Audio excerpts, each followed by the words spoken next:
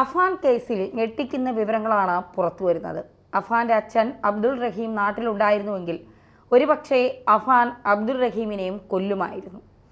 മജിസ്ട്രേറ്റിന് മുന്നിൽ ഉമ്മ വീണ്ടും കള്ളം പറഞ്ഞിരിക്കുകയാണ്. അതായത് ഉമ്മ ഷെമി പറയുന്നത് തൻ്റെ മകനല്ല തന്നെ അടിച്ച് കൊല്ലാറാക്കിയത്, താൻ കട്ടിലിൽ നിന്ന് വീണതാണ് എന്നുള്ളതാണ്. എന്തിനാണ് ഉമ്മ ഇങ്ങനെ കള്ളം ആവർത്തിക്കുന്നത് എന്നുള്ള ചോദ്യമാണ് ഇപ്പോൾ എല്ലാ ഭാഗത്തു നിന്നും ഉയരുന്നത്. നമുക്കറിയാം, കഴിഞ്ഞ ശനിയാഴ്ചയാണ് അഫാൻ എല്ലാവരുമായി മരിക്കാൻ തീരുമാനിച്ചത്. അതായത് അമ്മയും അനിയനും കാമുകിയുമായി. പിന്നീട് ആ ആത്മഹത്യയിൽ നിന്ന് അമ്മ ഷെമി പിന്മാറിയതിന് ശേഷം നമുക്ക് മരിക്കേണ്ട, കടങ്ങൾ തീർക്കാം എന്ന് ഉമ്മ പറയുന്നു. പക്ഷേ ഇതിലൊന്നും അഫാൻ വഴങ്ങുന്നില്ല. അഫാൻ ഓരോരുത്തരെയായി അതിക്രൂരമായി കൊലപ്പെടുത്തുന്നു. ഏകദേശം 22-ലേറെ ചതവുകൾ അല്ലെങ്കിൽ മുറിവുകൾ ഓരോരുത്തരുടെയും തലയുടെ ഭാഗത്തുണ്ട് എന്നാണ് പോസ്റ്റ്മോർട്ടം റിപ്പോർട്ടിൽ പുറത്തു വരുന്നത്. അതായത് അച്ഛൻ്റെ സഹോദരൻ ലത്തീഫിനെയും കാമുകി ഫർസാനയുമാണ് ഏറ്റവും കൂടുതൽ തവണ ഇയാൾ തലയ്ക്കടിച്ച് അതിമൃഗീയമായി കൊലപ്പെടുത്തിയത്. ലത്തീഫിനെ 22 മുറിവുകളാണ് അദ്ദേഹത്തിൻ്റെ തലയിൽ ഉണ്ടായിരുന്നത്. ഫർസാനയുടെ തലയിൽ 20ഓളം മുറിവുകൾ മുഖത്തും തലയിലുമായി ഉണ്ടായിരുന്നു എന്നുള്ളതാണ്. ഈ അഫാനെ സംബന്ധിച്ചിടത്തോളം അഫാന് ഒരു കുറ്റബോധവുമില്ല, കൂസലുമില്ല. അയാൾ ആശുപത്രിയിൽ കിടക്കുന്ന ഫോട്ടോയും വീഡിയോയും ഒക്കെ പുറത്തു വരുന്നുണ്ട്.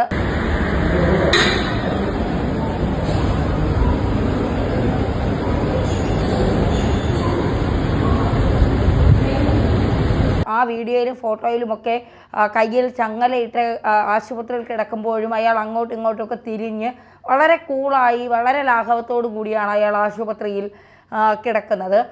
മാത്രമല്ല, പോലീസുകാർ പുറത്തേക്ക് കൊണ്ടുവരുമ്പോഴും ചിരിച്ചുകൊണ്ടാണ് അയാൾ മാധ്യമങ്ങളെ കാണുന്നതും മാധ്യമങ്ങളോട് കൈവീശിയൊക്കെ കാണിക്കുന്നതൊക്കെ ചിരിച്ചുകൊണ്ടാണ്. അപ്പോൾ ഇതിൽ അയാൾക്കൊരു കൂസലുമില്ല. ഇതൊക്കെ അയാൾ പ്ലാൻ ചെയ്തിരുന്നത് തന്നെയാണ്. ഒരു 23-കാരൻ ഇത്രത്തോളം ക്രൂരനായത് എങ്ങനെ എന്നുള്ള ചോദ്യം ഒരു ഭാഗത്ത് നിൽക്കുമ്പോൾ ഈ ഉമ്മ ഷെമിയുമായി ബന്ധപ്പെട്ട കൂടുതൽ വിവരങ്ങൾ പുറത്തു വരികയാണ്. അതായത് ഷെമിക്ക് ചിട്ടി ഇടപാടുണ്ടായിരുന്നു. ഈ ചിട്ടി ഇടപാടുകളിൽ വൻ തുകകൾ അമ്മയും മകനും മറിച്ച് ആർഭാട ജീവിതങ്ങൾക്ക് ഉപയോഗിച്ചിരുന്നു. ഇതാണ് 65 ലക്ഷം രൂപ കടമായത്. അച്ഛൻ 7 വർഷത്തോളം സൗദിയിലാണ്. അദ്ദേഹത്തിന് ട്രാവൽ ബാൻ ഉണ്ടായതുകൊണ്ട് വരാൻ കഴിയില്ല. മാത്രമല്ല 4 വർഷത്തോളം അദ്ദേഹം ഒളിവിലായിരുന്നു.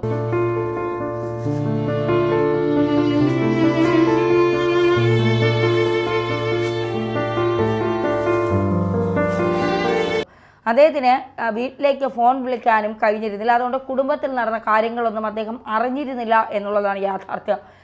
മാത്രമല്ല, മകനെ തൻ്റെ കടബാധ്യതകൾ അറിയിച്ചിരുന്നില്ല എന്നാണ് പിതാവ് അബ്ദുൾ റഹീം പറയുന്നത്. പിന്നെ എങ്ങനെയാണ് അച്ഛന് 75 ലക്ഷം രൂപ കടബാധ്യതയുണ്ട് എന്ന് ഇയാൾ അറിയുന്നത്? മാത്രമല്ല, അച്ഛന് അങ്ങോട്ടേക്ക് 1 ലക്ഷം രൂപ പണം അയച്ചു കൊടുത്തിരുന്നു എന്നും അഫാൻ പറയുന്നുണ്ട്. ഈ പണം എവിടെ നിന്നാണ് കിട്ടിയത് എന്നുള്ള വലിയൊരു ചോദ്യം ഇപ്പോൾ പുറത്തു വരുന്നുണ്ട്.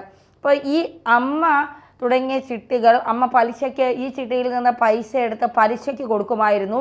ഇപ്പോൾ ഈ പണമൊക്കെ റോള് ചെയ്യാൻ കഴിയാതെ വന്നപ്പോഴാണ് സാമ്പത്തികമായി വലിയ ബാധ്യതയുണ്ടായത്. ആർഭാട ജീവിതം, ബൈക്ക് വേണമെന്ന് പറയുമ്പോൾ പുതിയ ബൈക്കുകൾ, മൊബൈൽ ഫോണുകൾ, ഈ പുറത്തു നിന്നുള്ള ആഹാരം, അങ്ങനെ വലിയ ആർഭാട ജീവിതത്തിലാണ് അച്ഛൻ വിദേശത്ത് ട്രാവൽ ബാനിൽപ്പെട്ട് ഒളിവിൽ കഴിയുമ്പോഴും അമ്മയും മകനും ഇവിടെ ആർഭാടമായ ജീവിതമാണ് നയിച്ചത്. ഷെമിക്ക് പല ഇടപാടുകളും ഉണ്ടായിരുന്നു. മകൻ തന്നെ ഉപദ്രവിച്ചു എന്ന് പറഞ്ഞാൽ ഒരുപക്ഷെ മകന് തന്നിൽ പകയുണ്ടാകും. അതുകൊണ്ട് തൻ്റെ ഇടപാടുകൾ മകൻ ചിലപ്പോൾ പുറത്തു പറയാൻ സാധ്യതയുണ്ട് എന്നുള്ള ഒരു നിഗമനത്തിൻ്റെ പുറത്താണ് ഷെമി ഇപ്പോൾ കള്ളം പറയുന്നത്. ഏകദേശം 13 സ്റ്റിച്ചുകളുണ്ട് ശരീരത്തിൻ്റെ ഫലഭാഗത്തായി.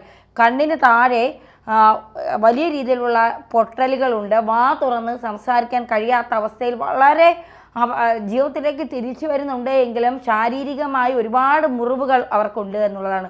15 മിനിറ്റോളം 45 മിനിറ്റോളം ഈ അബ്ദുൾ റഹീം ഷെമിയുമായി സംസാരിച്ചപ്പോഴും വളരെ ഭയപ്പാടോടെയാണ് ഷെമി സംസാരിക്കുന്നതെന്നാണ് പറയുന്നത്. അപ്പോൾ അഫാൻ്റെ ഭീകരബന്ധത്തെക്കുറിച്ചോ ഭീകരമായ പരിശീലനത്തെക്കുറിച്ചോ അത്തരത്തിൽ ഏതെങ്കിലും സംഘത്തിൽപ്പെട്ട് പണം അഫാൻ വീട്ടിൽ കൊണ്ടുവന്നിരുന്നതിനെക്കുറിച്ചോ ഷെമിക്ക് അറിയാമായിരുന്നു. അപ്പോൾ ഈ ഷെമിയും കൂടി ചേർന്നുള്ള നാടകമാണോ അഫാൻ്റേത്? ഉമ്മയെ രക്ഷിക്കാനായി അഫാൻ ഈ ഉമ്മയും കൂടെ ജീവിച്ചിരുന്നാൽ കള്ളങ്ങളൊക്കെ പുറത്തറിയുമെന്നുള്ള അഫാൻ്റെ ഒരു ഭയമാണ് ഒരുപക്ഷെ ഈ ഷെമിയെ കൂടി വകവരുത്താൻ അഫാൻ തീരുമാനിച്ചിരുന്നത്. അല്ലെങ്കിൽ ഷെമി ഈ വിവരങ്ങളൊക്കെ പുറത്ത് പറയുമെന്നോ അല്ലെങ്കിൽ ഈ അച്ഛൻ്റെ സഹോദരനെയോ അച്ഛൻ്റെ അമ്മയെയോ അറിയിച്ചിരുന്നു ഈ ഷെമി ഈ അഫാൻ്റെ കള്ളത്തരങ്ങൾ.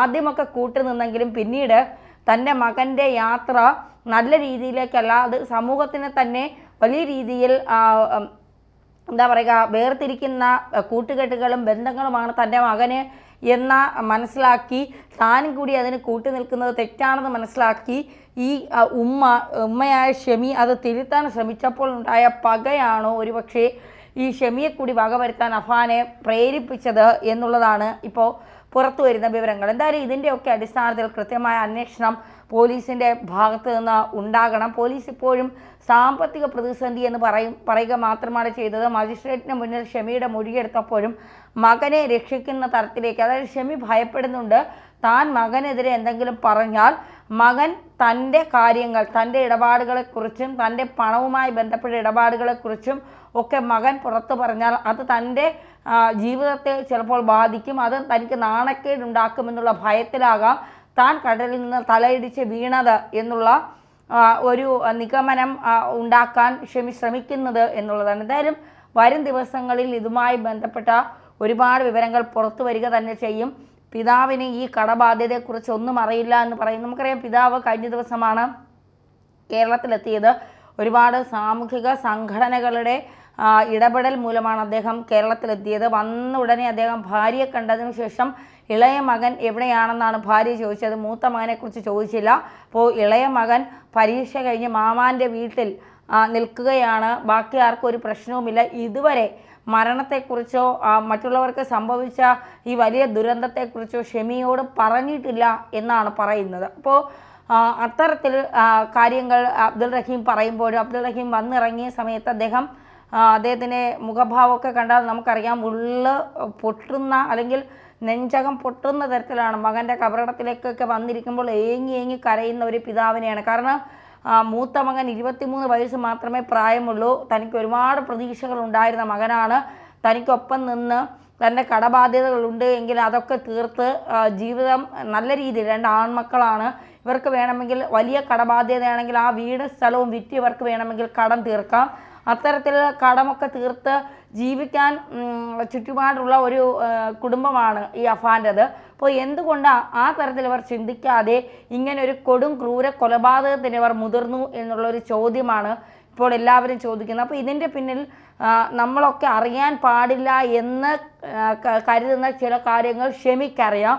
ഷെമി എന്ന് പറയുന്ന ഉമ്മ അതൊക്കെ ഒളിപ്പിക്കുന്നുണ്ട്. അത് അഫാനെ രക്ഷപ്പെടുത്താൻ മാത്രമല്ല താൻ കൂടി രക്ഷപ്പെടണം എന്ന് വിചാരിച്ചുകൊണ്ടാണ് ഈ ഉമ്മ ഇതെല്ലാം മറക്കാൻ ശ്രമിക്കുന്നത്.